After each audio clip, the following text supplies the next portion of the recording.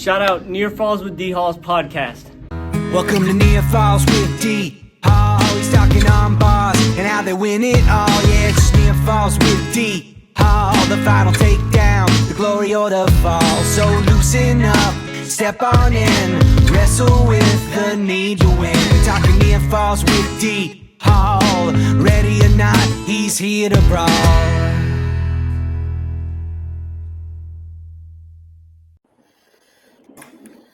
All right, joining me now on the call, we got a 3-pack of Bulldogs here. I'm loving it.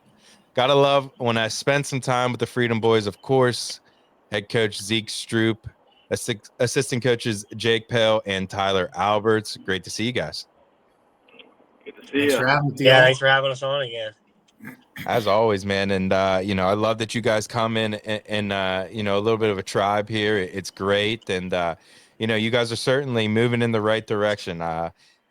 Zeke, we've talked many times now in the process of how you keep building this and kind of turning it around to the programs that you grew up watching and were a part of. So talk to me about last year, wrap that up, and kind of bring me into the offseason program this year. Yeah, last year was definitely the best season since I got here. So year 4 was pretty good. I think we finished 17-5, top 5 finishes at every tournament we were in. Did really well at our dual tournaments. We won our first playoff match since I've been here, which was good. We really had a pretty solid team last year, a lot of depth. So we were thrilled. We got our first 2 kids at States too since I've been here. We got a win at States. So it was a big jump overall across the board. So it was a lot of fun. But, off season, obviously first day of regular practice now. So we did our typical stuff where, we did freestyle coming out of season, took a couple weeks break for summer, went through the summer 2 days a week, and then took a little break with football and soccer season coming up. Well, as they came up, and then ran it right into the start of the season. Love that. Coach Tyler Alberts, talk to me about some of the guys that might be moving on and doing things post high school here, maybe the collegiate ranks. Yeah. So from our graduating class last year, we have 2 guys now wrestling at the next level. We have Gavin McCrae at a place has a special place in my heart, Seton Hill. There you Shout go. out to those guys. And then I stay in close touch with them, so I've been hearing good things about his transition into college wrestling. And then we also have Cam Bruce, who was a key role on our team last year. He's wrestling up at Penn State Barron, sorry. Nice. And he had his first college win at a tournament the other weekend, so we were proud of him for that. It's nice to see those guys who were pillars and building the team we have now. They're big parts about the team culture that we're trying to instill in these guys. And it's just cool to see them succeed at the next level too, especially early on. I love that. D.O., I got to give, obviously we love Gavin. We knew he was a hammer from day one. Cam Bruce quit wrestling in youth, and we recruited him his sophomore year. Back on the team, he's like, I'm just going to take 4 flips. And next thing you know, he's wrestling in college, So that was like, I love stories like that, So I got to give a special shout out to Cam for giving his go at the next level and getting a win in his first tournament. Yeah, man, that's awesome stuff. Anyone that comes back out, really anyone that steps on the wrestling mat in today's world is a winner in my book.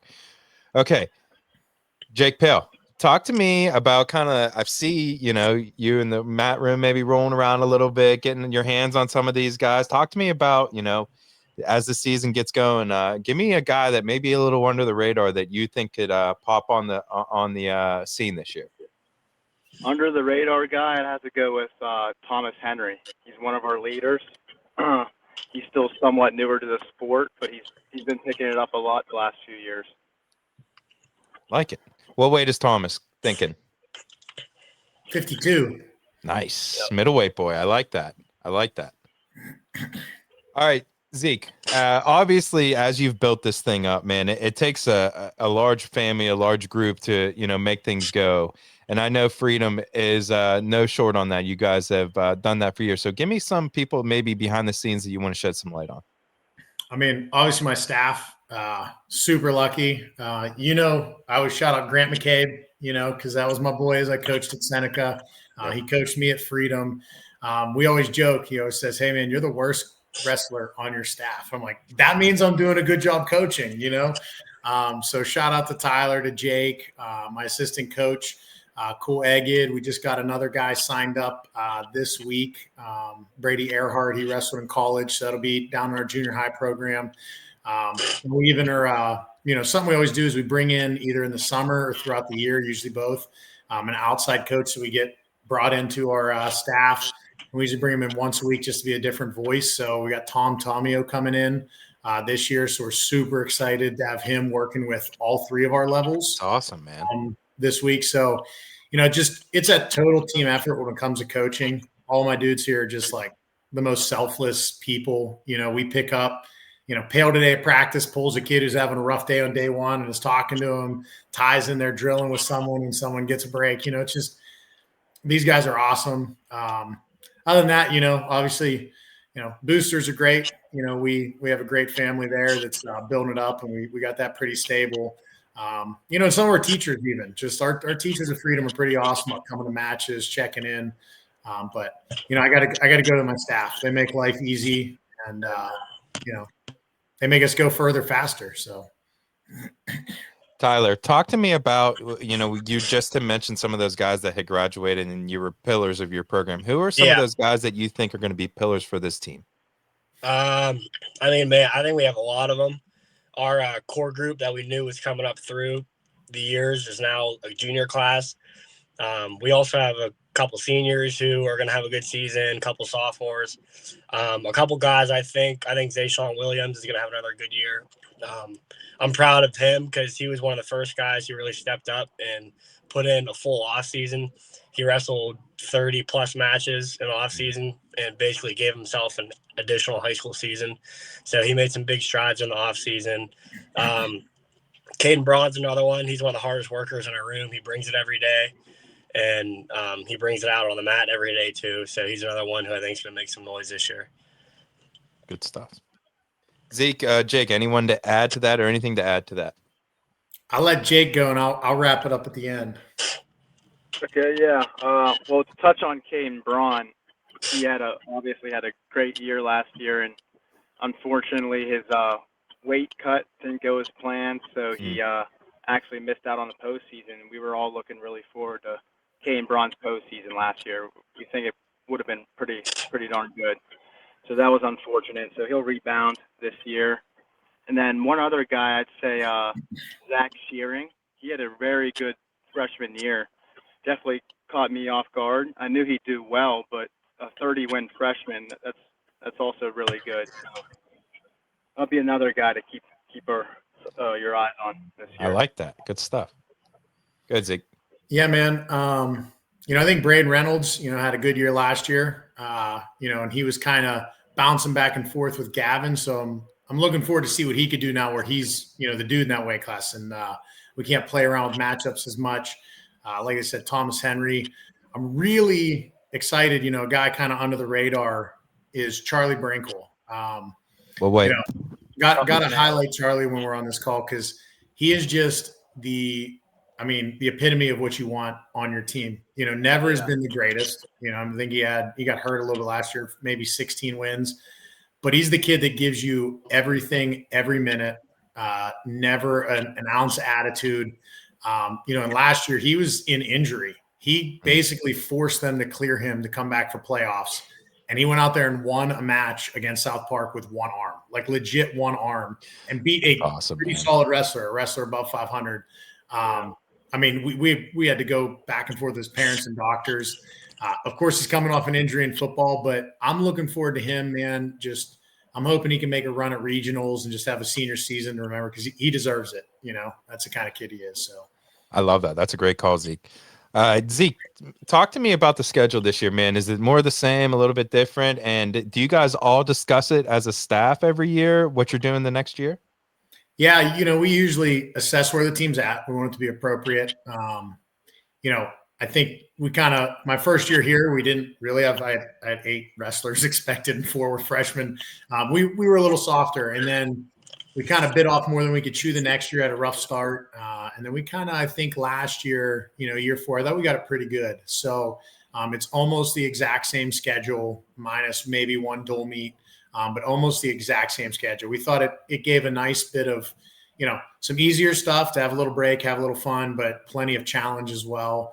And one thing we really loved is we went out to Phillipsburg, Osceola, and we went out there and we saw some of those teams you don't see till regionals. And I think that was part of us getting over the hump at regionals, because now it wasn't this, oh man, who are these guys? Look at their records, blah, blah, blah. We saw them in dual meets and we won, quite a few of those dual meets. So I really think that helped our confidence of our two regional guys when we got out there. So, and they were awesome out there. Shout out to their coaches. So what is that? A dual tournament out there, Zeke? Yeah. And they brought in we came 3.5 hours. There was another team that went 3 hours. So we actually faced a team that was like 6 hours. It was a whole other side of the state. But it was a really good mix. Like I said, like 2 or 3 teams right at our level, a team we were kind of reaching up and had a good match against and lost. And a team that we kind of had had a good match with. Everyone could relax, have fun. So we thought it was a really nice balance and just seeing teams we don't see here. I like that. No, I'm always interested to hear about the different tournaments that are out there and things of that nature. Tyler Alberts, this is a question I got for you, my friend. As you're watching these guys improve, we talked a little bit about the schedule there. How do you get these guys, it's a drag through the middle part of the season there, that December, January grind into February. How do you get them to stay focused for the individual grind through the team grind? I think it's more of a mindset thing. Guys come into practice and work hard every day, and everyone who's been through the sport of wrestling knows that it's not easy. It's a long winter, especially with everything involved off the mat, keeping your diet in check and whatnot, and trying to keep your grades up when you're not feeling good, and making sure you get your studies done. But we always preach mindset. We have a lot of sayings on our wall that we reiterate to every day, and I think between the three of us, we've all been through this, and we all have had different experiences in the past, bring different things to the table, and on different levels, each of us are able to connect with each and every kid, and we're always there for them, even off the mat, outside of practice hours, if they have any questions about what they think or what we think they should do to keep their weight in check, or if they're struggling in school, things like that. We go out of our way to make sure they get the help they need, and it just kind of keeps the train on the track. Jake Pale, give me a team glue guy, someone that, maybe he's not necessarily your best wrestler, it could be your best wrestler, but someone that is always putting a smile on not only the coach's face, but all the wrestlers' faces as well. Team glue guy, I'd say Sean Williams. He always got something goofy to say. I can attest to that. I wrestled with him a little bit at Gladiators. He is a great kid, funny as ever. Definitely has like some of them one-liners. Yeah, he's funny, man. He's a great kid, and that's someone that I definitely have highlighted and circled on your guys' lineup sheet here, and definitely interested to see what he does. And I guess that's a great time to get right into this question. Zeke, give me your goals and expectations you have for this squad. We have high expectations. We lost 2 really good wrestlers, hard to replace 2 college level guys. We have a couple holes for the first time right now. So we're kind of actively recruiting. It's been a few years since I've had to worry about filling some spots. We're still kind of up in the air, man. Like, where's people's weights going to fall? Are we going to be able to recruit some people to fill that out? So, we're still holding the guys accountable. We still expect to see a couple dudes at states. We're looking to see 4 or 5 at regionals. And we had a talk with them today. Like, hey, it's not as deep of a lineup necessarily right now, but how are you guys going to be the partner that makes your partner the most improved kid in the room so they can contribute? Whenever I say it takes 7 wins most matches. So who's going to be our 7? So, we're still counting on, hopefully getting our 4th section championship in a row. We want to win another playoff match and push for that second one, which gets to the States. So it's a process. Absolutely. Jake or Tyler, anything to add to that before I move on? No, yeah, like Zeke said, we have a couple holes, but I have all the faith in the world in the guys that we do have, that they're going to find a way, and they're going to go out there and do what it takes to get the outcome that we're desiring. What's the social media look like for the squad? How can we follow you guys this year? That's Coach Pale's department. So, yeah, Instagram is @Freedom Wrestling, and then Facebook is Freedom Wrestling Family, right, Yep. Zeke? Mhm. Yep. So those are 2 accounts that we stay active on. Love it. All right, boys. Anything or anyone you want to shout out before I leave you guys go? Silence. I love it. That means we Yep. covered everything. That's good stuff. Yeah. No, I appreciate you, boys. Looking forward to seeing you guys out there. Go ahead, Zeke. One more thought. I always like to give whole shout outs. Obviously, again, my staff. But, just to keep it different from year to year, I give a shout out, my old college coach, Coach Prairie, man. Dude is just, he's in New York now, not even close. Like he's recruiting our kids really, but he and Coach Bree stay in contract, and they answer questions, give me wisdom. So I just got to give a shout out to those two for being great college coaches and coaches now of me as a coach. So shout out to those two. Absolutely love it. Boys, looking forward to watching the Bulldogs do their thing this year. Looking forward to watching you 3 do your thing in the corner. As always, we'll see you guys out there. Yes, sir. Thank you, Donnie. Thanks, Don. D-Hall.